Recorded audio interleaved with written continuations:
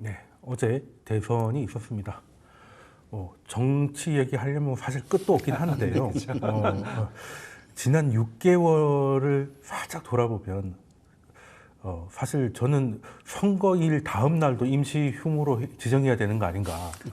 왜냐면 밤늦게까지 그거 보느라 좀 피곤하고 또 결과가 좋으면 좋은 대로 나쁜 대로 이렇게 잠 못 준 분들도 계시고 해가지고 저도 좀 되게 좀 늦게 잤더니 좀 피곤한 하루인데 지난 6개월 동안 일단 계엄으로 시작된 이 혼란이 계엄의 선포와 그리고 해제 그리고 탄핵의 부결과 가결 그리고 그 다음에는 대통령의 구속과 구속 취소 그리고 이재명 대표에 대한 뭐 2심 무죄 그리고 대법원의 유죄 판결 뭐 이런 것까지 다 넘어오는 과정에서 결국에는 어제 대선에서 이재명 후보가 당선인 신분으로 전환되면서 일단 6개월간의 경랑은 일단락은 된 것 같습니다.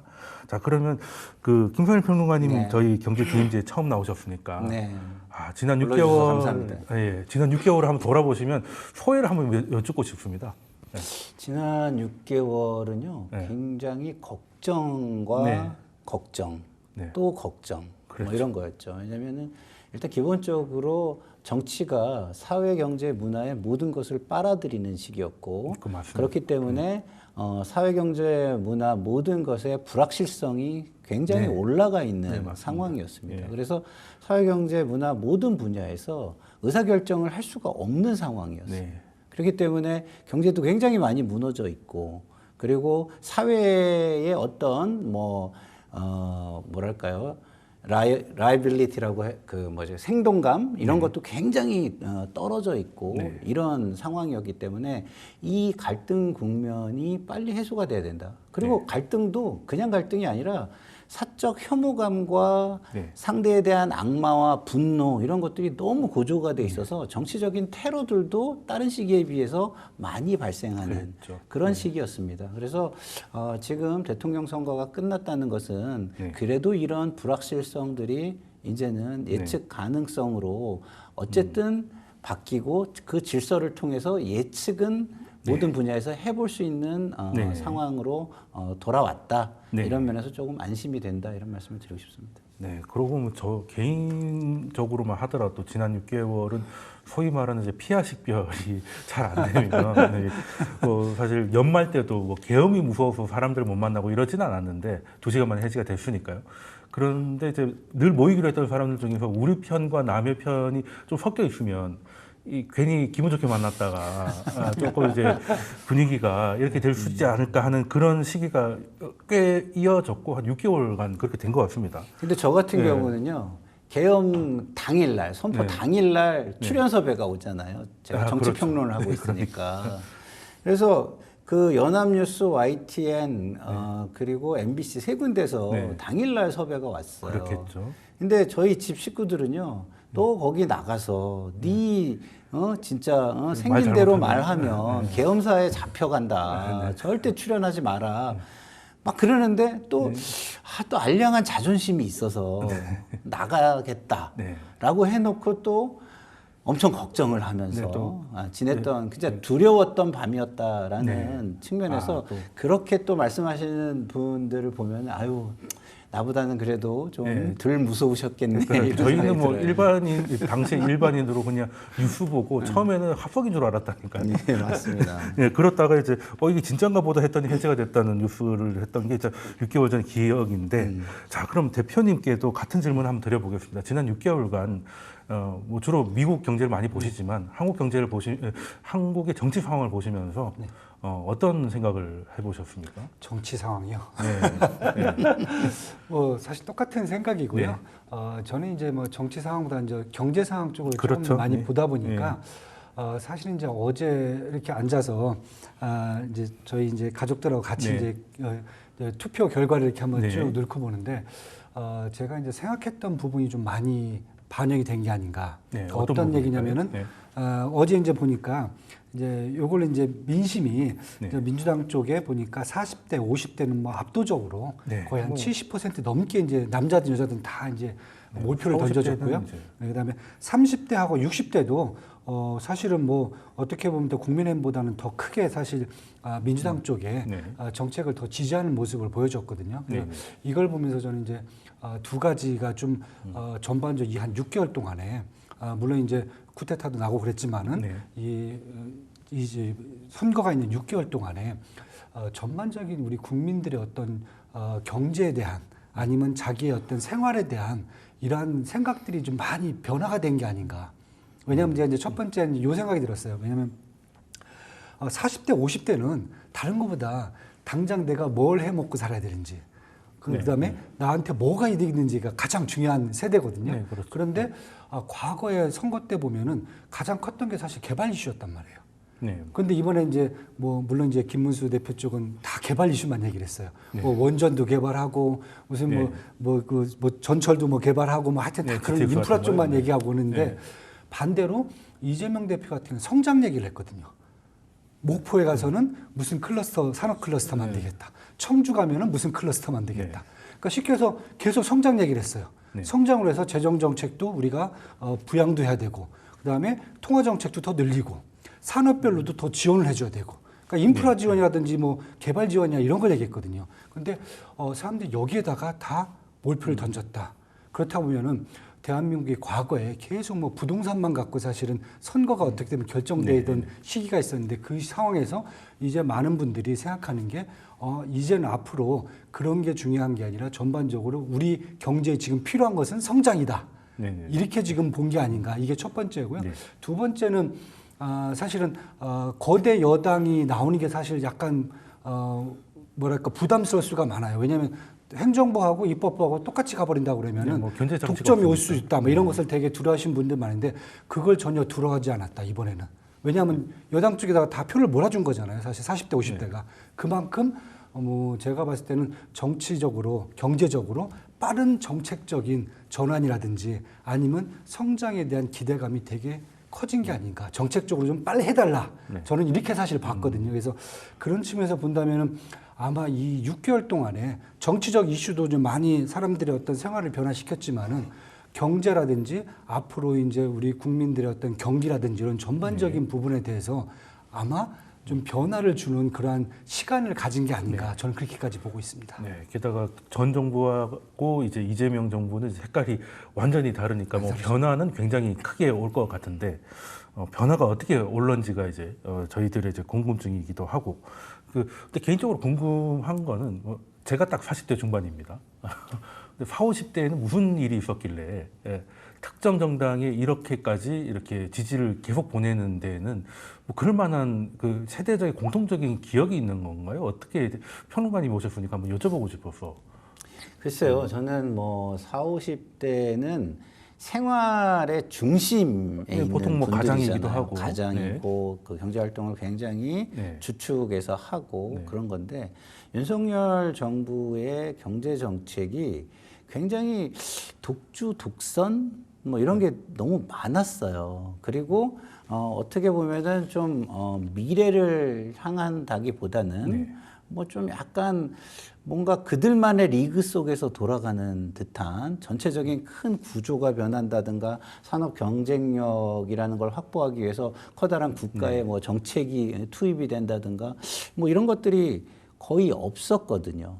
그러다 보니 그 정치적인 뭐랄까요 갈등만 증폭이 되고 그럼 경제는 신경 쓸 또 에너지는 상대적으로 작아지고 여유도 없어지고 이런 상황이 계속 되잖아요. 이런 상황에 대해서 40, 50대는 굉장한 분노를 느꼈던 것 같아요. 민생이 무너지고 있구나라는 절박함을 느끼면서 아 이거는 아니다. 이거는 이렇게 가는 어떤 지금 정권은 그리고 역사와 정치는 매듭을 져줘야 된다. 매듭을 지어줘야 다음으로 넘어갈 수 있잖아요. 근데 이번 선거에서 이걸 매듭을 못 지으면 그 이슈가 계속 남아서 모든 사회, 경제, 문화에 모든 에너지를 다 또 빨아먹게 돼 있어요. 그렇기 때문에 40, 50대는 그런 절박함을 많이 느꼈기 때문에 이번에 정권 심판 선거에 대거 나서고 대거 한쪽으로 지지 표명을 해준 것 아닌가 이렇게 생각합니다.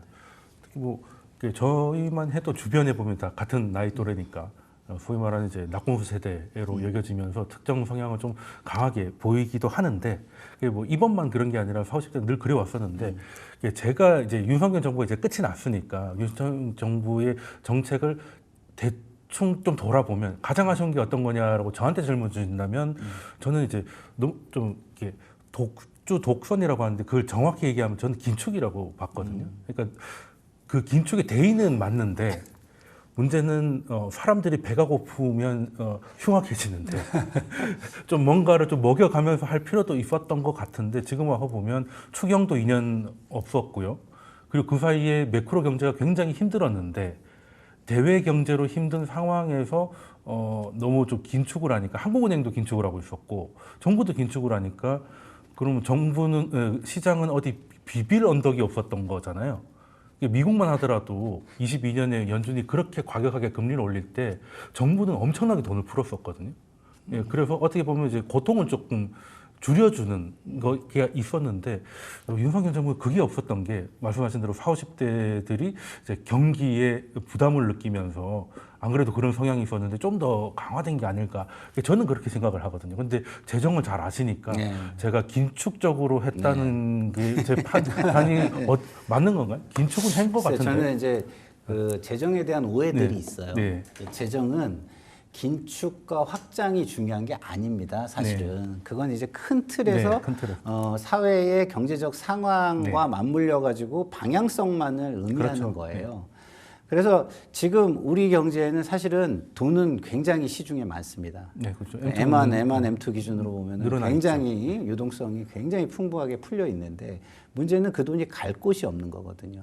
그러면은 윤석열 정부에서 무엇을 해줘야 되냐면 새로운 산업 분야를 발굴해 주거나 기존의 산업 분야의 구조조정과 투자를 해줬어야 되는 거예요. 양떼머리를 좀 해야 된다는 거죠. 거죠. 예. 근데 그런 것들이 없었죠. 근데 재정은요, 가장 중요한 게 효과성입니다. 효과성. 네, 맞습니다. 그리고 재정은 기회비용이기 때문에 우리가 700조를 가지고 있다면은 700조를 아끼면 안 돼요. 이건 매몰 비용입니다. 그렇죠. 그 해의 기회비용이기도 하고 이걸 써서 국민 경제에 이바지가 된다면 빚을 내서라도 써야 되는 거예요. 근데 효과가 없는데도 쓴다라고 하면 어떻게 되죠?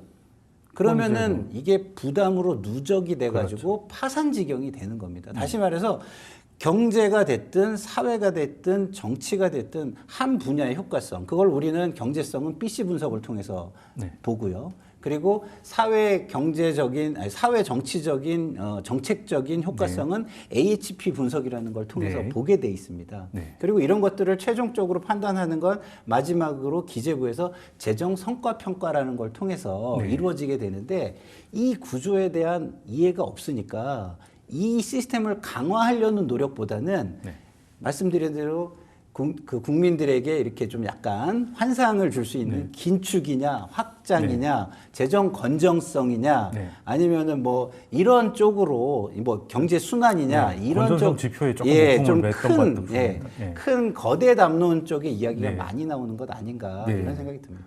그래서 그 윤 정부 전 정부에서도 이게 빠르게 늘다 보니까 그 수치 자체에 조금 함몰됐던 게 있지 않았나 하는 생각을 좀 해보는데, 자, 그러면은 일단 윤석열 정부는 이제 짧게 해서 3년 만에 정권 교체가 일어났습니다.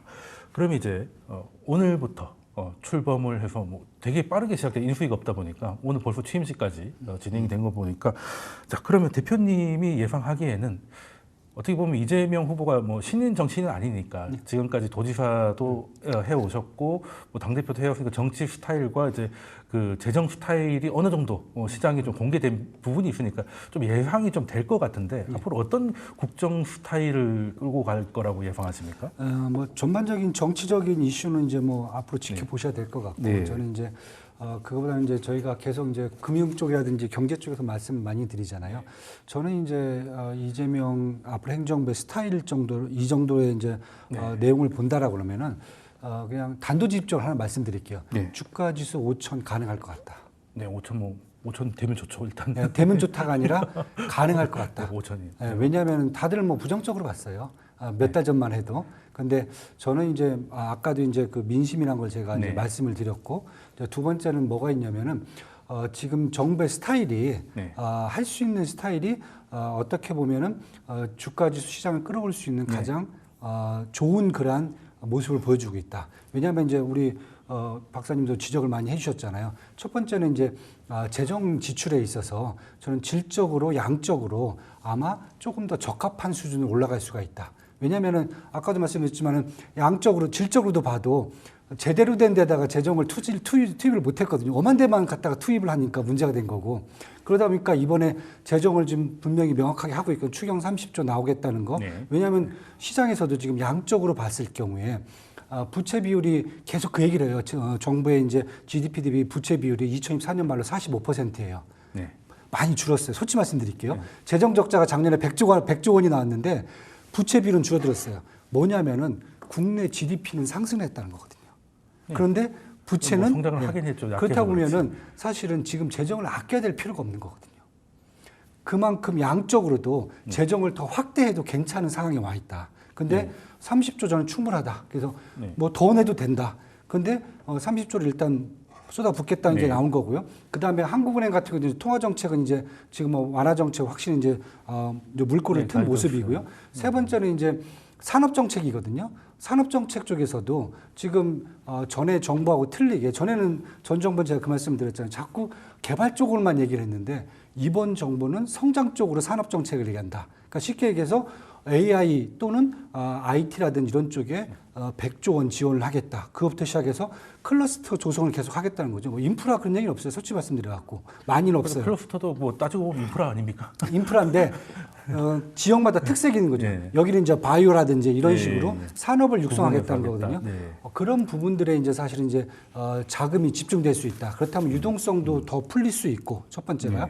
두 번째는 산업별 지원까지 간다면은 어떻게 보면 산업 지원체가 이런 것까지 갈 수 있다라고 보면은 저는 지금 이재명 정부가 아니죠. 이미 이제 그 민주당이 얘기했던 그런 전반적인 성장 공약이라든지 이런 부분들을 보면 충분히 할 수 있고 그 다음에 아까도 말씀드렸지만은 이미 민주당 쪽이 의회를 충분히 거기에서 법률을 통과시키고 또 지원해 줄 수 있는 여지 지금 충분하거든요. 그렇다면 정책적인 어떤 효과라든지 아니면 되게 빠르게 정책을 시행할 수 있는 모든 것이 갖춰진 게 아닌가. 그래서 이번 정부에서는 조금 기대를 해도 되지 않겠는가. 만약에 이제 얘기한 대로 공약한 대로 이런 정책적인 게 시행된다라고 그러면 저는 뭐 소비라든지 산업 정책이라든지 뭐 재정 정책 이런 쪽에서 충분히 성장을 갖고 갈 수 있는 여지가 충분하지 않겠는가 이렇게 지금 보고 있습니다.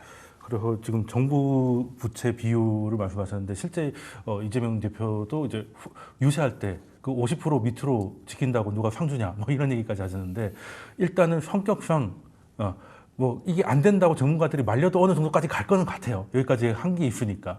그리고 지금 시장은 확실히 갈증을 느끼고 있다는 건 저도 느끼고 있거든요. 그게 뭐 민생이 됐든 아니면 정치가 됐든 간에 지금 돈은 있는데 뭐 안 굴러가면 다시 돈을 더 넣기라도 해야 되는데 그것도 없었던 부분이 있어서 참 그 부분에서는 정말 좀 인색했다는 거에서는 동의를 하고 있기 때문에 그리고 상법 개정이 거부권을 행사하는 바람에 더 강해졌어요. 네, 더 강해져서 투자자 입장에서는 오히려 좀 반가운 일이 됐는데 그럼 상법 개정도 어떻게 보면 우리나라의 디스카운트 요인 중에 코스피 시장에서 중복 상장이 가장 큰 문제였지 않습니까? 이거에 좀 제동을 걸 수 있는 이제 법안이 만들어졌기 때문에 기업 입장에서는 너무 몰아세운다고 생각할 수는 있겠으나 일단은 고질적인 문제가 조금 해결되는 것까지는 좋겠다. 요거까지는 해서 저도 뭐 5천까지는 아니라도 좋은 분위기가 될 것 같다는 거는 숫자를 꼭 말하면은 5천 직전에서 안 가더라고요. 그래서 좋을 것 같다. 뭐 요 정도까지는. 사실 경제라는 거는요.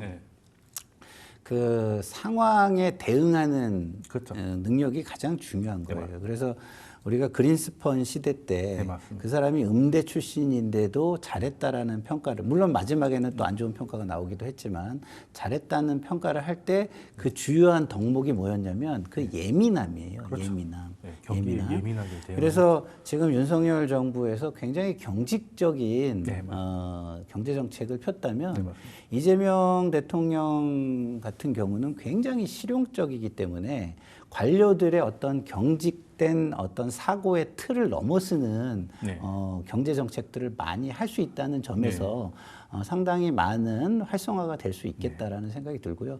그렇지만 이게 또 이제 어떠한 카르텔에 의해서 좀비 경제로 넘어가는 경우도 국가의 재정은 굉장히 많거든요. 그런 것들은 유능한 공무원들이 적절하게 바로잡아줘야 되겠다 이런 생각이 듭니다. 말씀하신 대로 재정은 효율의 문제이기 때문에 무조건 뭐 우리 비상금처럼 아낀다고 되는 문제는 아니니까요. 그렇죠. 효율보다는 사실은 이제 효과의 그렇죠. 문제고 성장을 위해서 그렇죠. 오히려 쓰는 부분이니까 효과 다음에 이제 효율을 따지는 것인데 어쨌든 그 효과 있는 재정 사업을 만들어낸다는 것 자체가 공무원들의 능력이에요. 근데 그렇죠. 예를 들어서 공무원들이 우리는 재정 건전성이 중요합니다. 이 얘기는 무엇하고 똑같냐면 저는 능력이 없어요. 그냥 안 움직이겠다고. 그렇죠. 저는 이 돈을 써서 경제를 활성화시킬 수 있는 사업을 만들 능력이 없어요. 라고 얘기하는 것 똑같습니다. 그래서 과거에 싱가포르에서는 이콴유 수상이 어떤 정책을 썼냐면 자, 우리의 올해 경제 성장률 목표가 2%야.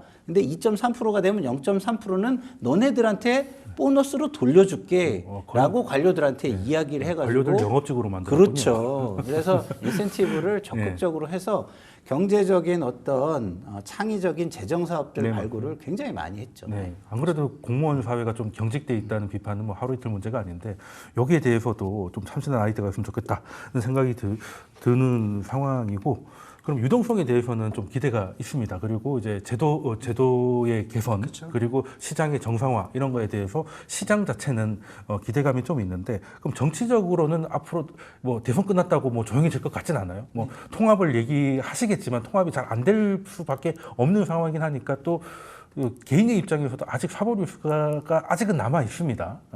뭐 사실 뭐 거의 끝났다고 보는 것 같습니다만은. 그 마지막 선고가 있지 않습니까? 마지막 선고가 이제 6월 중순에 있죠. 이것도 지금 보니까 이걸 중단시키는 법이 통과가 되는 것 같은데 그럼 중단되면 이제 사법 뉴스도 끝나는 건가요? 근데 그거를 이제 법을 통과시켜서 중단시키는 거는 저는 맞지는 않을 것 같고요. 그렇죠. 저 개인적인 생각입니다. 근데 국민이 이번 선거에서 이재명 대통령의 사법 리스크를 모르고 뽑지 않았잖아요. 네. 그죠? 알고 뽑았다는 거는 국민의 의사결정은 5년간 우리가 이 사법 리스크를 알지만 5년간은 이 사람이 국정을 운영해 줬으면 좋겠어라는 의사결정을 한 겁니다. 그렇기 때문에 야당에서 이제는 국민의힘이죠. 야당에서 이 사법 리스크 문제를 5년간 정쟁을 위해서 제기한다면 그거는 정말 국민과 민주주의를 너무 무시하는 그런 처사라고 저는 생각을 해요. 그래서 저는 5년간 이재명 대통령이 정말 국정 운영을 잘해서 모두에게 박수받고 떠날 수 있는 상황이라면 이 사법 리스크는 국민적인 합의에 의해서 빨리 판결하고 바로 특사를 통해서 다음 정권에서 그냥 해소해주는 방식. 왜냐하면 법은 모두에게 평등해야 되니까 처리를 안 할 수는 없잖아요. 그러나 하지 않습니까? 근데 안 할 수는 없는데 그거를 빨리 하고 대신에 정치적인 합의를 통해서 아주 훌륭한 업적을 남겼으니까 특사를 통해서 이거는 해소해 주자. 이것까지도 저는 가능하다고 봐요. 예. 네, 뭐 이게 정치적인 부분과 이 사법적인 부분이 좀 구분이 좀 모호하기는 좀 한 부분도 있는 것 같습니다. 그런데 이제 뭐 제기를 하려고 해도 뭐 법이 통과돼 버려서 더 이상 할 수 없으면 국민의힘이 돼도 뭔가 제시를 할 수는 없는 상황이 될 것 같은데 지금 이제 취임식이 있는 날 뉴스 헤드라인이 이제 뭐 대법관을 30명 늘린다던가 아니면 그 대통령 당선인 신분의 판결을 못하게 한다던가 이런 것들이 통과되고 있는 거를 보면 여기에 대해서는 좀 뭔가 오히려 이거 좀 해소를 하고 가는 게 맞지 않나 하는 생각도 들긴 하는데요. 여기서 법원을 멈춰버리는 게 맞는 것인가? 이 대표님께서는 이 사법 뉴스가 어떻게 보십니까?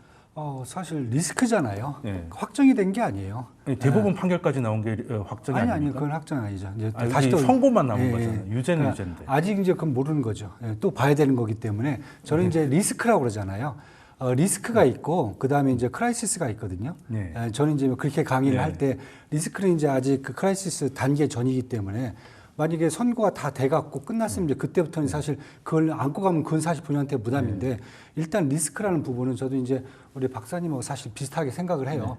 리스크라는 것은 아직 완전히 100% 확정이 안 된 거기 때문에 지금 만약에 그러면은 대통령 당선됐어요. 그럼 윤석열 대통령 같은 경우에는 그런 리스크가 없었나요? 리스크 다 안고서나 가신 분이잖아요. 근데 대법원 판결을 못 받으셨잖아요. 아니 그분 같은 경우도 우리나라가 사실대가 그분은 이미 뭐 아닌데. 리스크 자체가 아니, 그럼 말씀하신 100% 확정은 어디 붙이는 아니, 그러니까 거예요? 리스크 자체가 그분 같은 경우에는 더 많았던 분이에요. 그런데 사실 저도 이제 똑같은 생각이고 일단 대통령의 윤석열 대통령도 마찬가지로 그때 당시에 대통령으로 국민들이 선출했다는 것은 그런 리스크를 다 안고서나 이제 하신 거잖아요. 그럼 똑같은 거예요, 여기도요.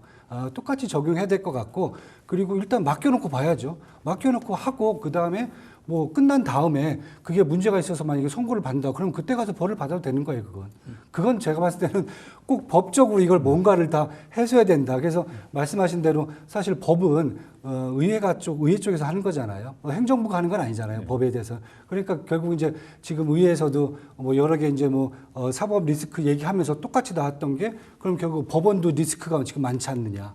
그런 문제들도 지금 다 나온 거기 때문에 저는 일단은 뭐 덮고 가야 된다 이런 문제라기보다는 이 문제는 일단 홀드하고 일단은 지켜봐주고 우리가 뭐 거의 뭐 50% 과반수 이상 해줬으면 일단은 당분간은 믿고 나가야 되지 이걸 안 갖고 그냥 계속 이걸 걸고 넘어지고 한다고 해서 그렇다고 해서 지금 예를 들어서 국민의힘이 그렇다고 국민의 절대적인 지지를 또 받는 것도 아니잖아요. 네, 그리고 이렇게 보시면 좋을 것 같아요. 리스크가 있다면 우리 진행자님은 리스크를 키워야 됩니까? 아니면 리스크를 관리하거나 해소해야 됩니까?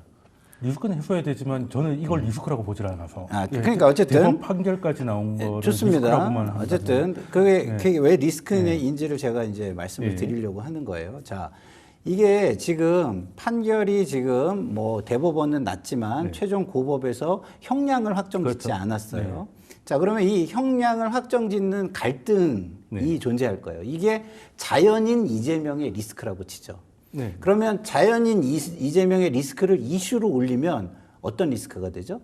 대통령의 리스크가 돼요. 그리고 대통령의 국정 운영 리스크가 되는 거예요. 그럴 수 있죠. 그러면 이 개인의 자연인의 리스크를 국정 운영의 리스크까지 키울 필요가 있나요? 이거는 정치적인 의도가 없이는 키울 필요가 없는 거예요. 합리적인 사고를 하는 사람은.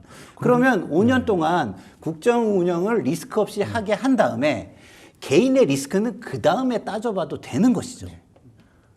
그렇게 해도 되는데 지금 뭐 대법 판결이 나온 거 하나 빼고라도 지금 재판이 진행되고 있는 혐의가 12개 중에서 4개는 최고 무기징역까지 가능한 부분이 있기 때문에 그러면 그때까지 법을 바꿔서라도 퇴임 이후에는 이제 사법 리스크를 제거할 것이다라는 거에 대한 의혹은 그 해소가 안 되는 부분이 있고 그리고 개인의 리스크를 대통령의 리스크를 한 거는 지난 정부에서 민주당에서도 많이 해왔지 않나 하는 생각이 좀 들긴 하는데 이거는 또 지난번에 저희가 민주당에서 개인의 리스크를 국정 리스크로 한 거는 없고요. 김건희 여사라든지 김건희 여사는 검찰의 수사나 물론 또 이렇게 이런 되면 것들이 또 길어지긴 합니다만 그렇죠. 문제가 돼가지고 정치적 의도에서만 그렇죠. 그냥 말씀을 드린 겁니다. 네네네. 그러니까 만약에 그렇게 하면 국민의힘의 정치적 의도였다면 뭐 민주당도 그런 의도로 해석해도 되지 않았을까 하는 생각이 좀 잠시 들어가 말씀을 드린 거고요. 자, 그러면 또 사물 리스크 얘기 나오니까 주제가 처음으로 돌아오는데 그러면은 이제 두 번째 주제로 넘어가서 이야기 이어가도록 하겠습니다.